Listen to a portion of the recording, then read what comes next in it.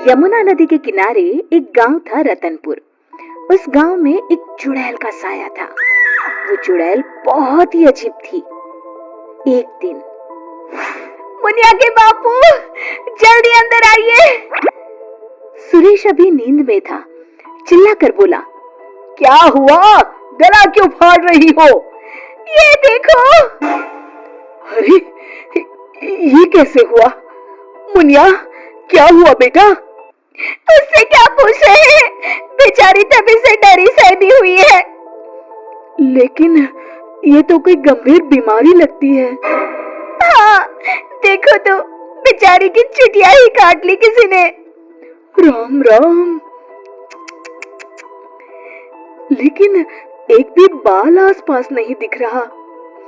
हाँ, ये हुआ क्या समझ में ही नहीं आ रहा। ऐसे ही 2-4 दिन मुनिया को देखने और सांत्वना देने वाले भी आए। अब कुछ शांति हुई ही थी कि एक दिन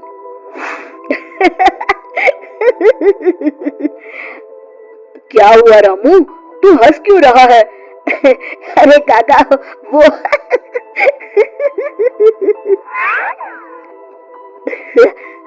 के बच्चे, कुछ बता भी। रूपा काकी की चुटिया कट गई है। हाँ, और मुन्नी भी।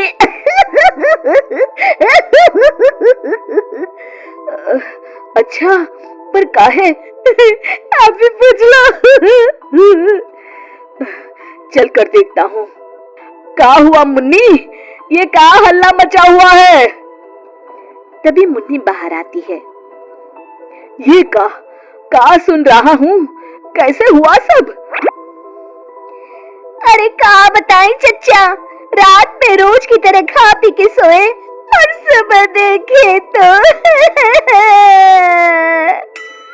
अरे राम राम।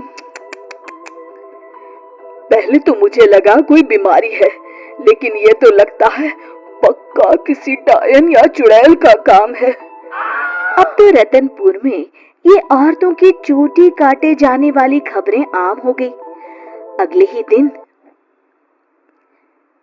सरिता, आज बहुत गर्मी है, मेरा बिस्तर बाहर लगा देना। जी ठीक है। सरिता ने रमेश का बिस्तर बाहर और अपना और चुनिया का आंगन में लगा लिया। रात में रमेश को प्यास लगती है। बड़ी प्यास लगी है, लगता है सरिता ने पानी नहीं रखा। कोई नहीं, खुद ही ले लेता हूँ। अंदर जाने पर वो देखता है कि सरिता के बिस्तर के सिरहाने चुड़ैल खड़ी है। वो एक हाथ से सरिता की चोटी पकड़े हुए है और चाकू से उसकी चोटी काट रही है। वो जोर से चिल्लाया, चुड़ैल, बचाओ, बचाओ, चुड़ैल। सरिता और चुनिया उठ गए। गांव वाले भी फौरन आ गए। देखते हैं, चुड़ैल हाथ में सरिता की चोटी लिए खड़ी है। भीड़ देखकर वो हंसते हुए बोली,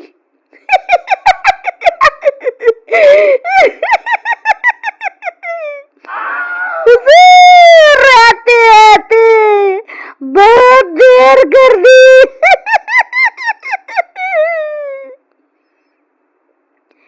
सरिता तो डर के मारे बेहोश हो गई, पर बाल तो जा ही चुके थे।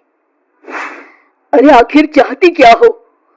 पर चुड़ैल उनकी बात अनसुनी करके सरिता की चोटी घुमाते हुए सबकी आंखों के सामने गायब हो गई। चोटी वाली चुड़ैल की खबर जंगल की आग की तरह पूरे गांव में फैल गई और गांव में बातें चलने लगी। मुनवा, सुना है कल तेरी भाभी की भी चोटी चुड़ैल ले गई। हाँ, उन्हीं के घर मिलने जा रहा हूँ। वैसे तो ठीक ही रहा, कम से कम अब सर पर पल्लू तो टिकेगा। ये बात सही कही आपने। इतना कह के दोनों वहां से चले गए। इसी तरह चुड़ैल का डर सारे गांव में बढ़ता गया और लोग घर छोड़कर वहां से जाने लगे। तभी कुछ गांव के लोग आपस में बात करने लगे, क्यों ना सरपंच जी के पास चले। हाँ, सरपंच जी ने दुनिया देखी है, कोई ना कोई उपाय ढूंढ ही निकालेंगे। हाँ चलो। और सभी गांव वाले सरपंच जी के घर पहुंच गए। समस्या सुनकर सरपंच ने कहा, समस्या तो सच में गंभीर है। मेरी अम्मा की भी है, आपके यहाँ भी? हाँ, अब क्या करें, चुड़ैल पर किसी का वश है क्या? कोई तो उपाय होगा सरपंच जी। इसके लिए किसी ओझा से मिलकर बात करनी होगी। तभी मदन बोलता है, अगर हमें अपने गांव से इस चुड़ैल का साया हटाना है तो हमें उसकी चोटी काटनी पड़ेगी। मेरी नानी ने मुझे बताया था कि हर चुड़ैल की शक्ति उसकी चोटी में होती है। अगर हम किसी तरह उसकी चोटी काटने में सफल हो गए तो उससे अपना गांव छुटकारा पा जाएगा। बताओ, कौन जाएगा चुड़ैल के पास? मैं उसे बताऊंगा कि क्या करना है। अरे मदन भैया, हम मुखिया जी के पास आए हैं मदद मांगने, वही जाएंगे। अरे ऐसे कैसे? मैं गया तो गांव कौन संभालेगा? इस रामू को भेज देते हैं।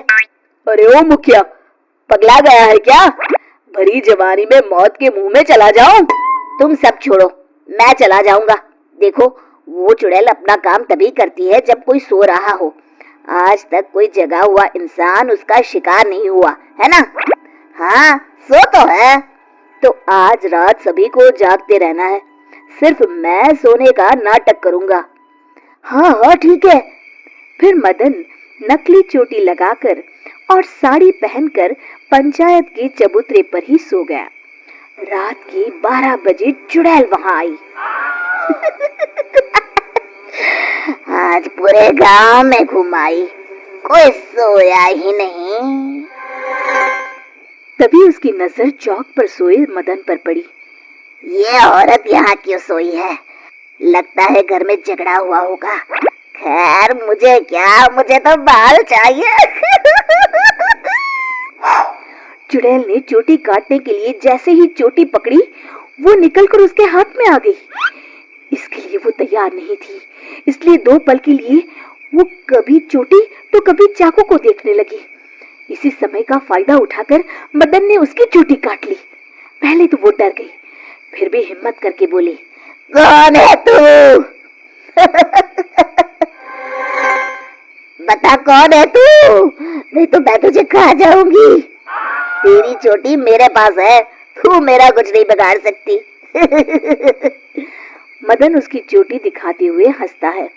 मेरी चोटी दे दे, दे दे मेरी चोटी, मेरी चोटी दे दे। चीखते हुए मदन की तरफ बढ़ी। हाँ, अगर एक कदम भी आगे बढ़ाया तो मैं अभी इसे जला दूंगा। नहीं नहीं, ऐसा मत करना। नहीं करूंगा, पर एक शर्त पर। हाँ, मुझे तुम्हारी सब शर्तें मंजूर है, बस ये चोटी दे दो। अभी नहीं, पहले ये बताओ तुम इन बालों का क्या करती हो? मैं इन्हें एक कुएं में डाल रही हूँ, उसे भरने के लिए। वो क्यों? जब वो कुआं भर जाएगा तो मैं सबसे शक्तिशाली हो जाऊंगी। चलो, वो कुआं मुझे दिखाओ, वहीं तुम्हें तुम्हारी चोटी दे दूंगा। चलो, ये चोटी मुझे दे दो, इसकी मदद से हम जल्दी पहुंचेंगे। नहीं नहीं, मुझे जल्दी नहीं, पैदल ही चलते हैं। वो मदन को लेकर चलने लगी और गांव वाले भी जलती हुई मशालें लेकर उसके पीछे पीछे आ गए। सब उसकी गुफा तक पहुंच गए, जहां कुएं के अंदर उसने बाल जमा कर रखे थे। आधा कुआं तो भर गया है। देखो, दिखा दिया ना, अब जल्दी से मेरी चोटी दे दो। हाँ हाँ, क्यों नहीं, ये लो। कहते हुए मदन ने उसकी चोटी भी कुएं में फेंक दी। अरे बेवकूफ, ये क्या किया? अब मैं इतने बालों में से अपनी चोटी कैसे ढूंढूंगी? वो देखो, बीच में पड़ी है। चुड़ैल कुएं में जाकर अपनी चोटी ढूंढने लगी। उसके कुएं में उतरते ही गांव वालों ने अपनी अपनी मशालें कुएं में फेंक दी। वो धू धू करके जलने लगा। अरे बचाओ रे कोई, मैं सबके बाल वापस कर दूंगी, बचाओ। साथ ही वो चुड़ैल भी जलकर भस्म हो गई। शिक्षा: अगर मिलजुल कर किसी समस्या का हल ढूंढा जाए तो समस्या अवश्य दूर हो जाती है। दोस्तों, हमें उम्मीद है कि आपको हमारी ये कहानी पसंद आई होगी। कृपया हमारे चैनल को सब्सक्राइब करें और सभी अपडेट्स के लिए बेल आइकन जरूर दबाएं। और हाँ, वीडियो लाइक और शेयर करना मत भूलिएगा। Bye bye.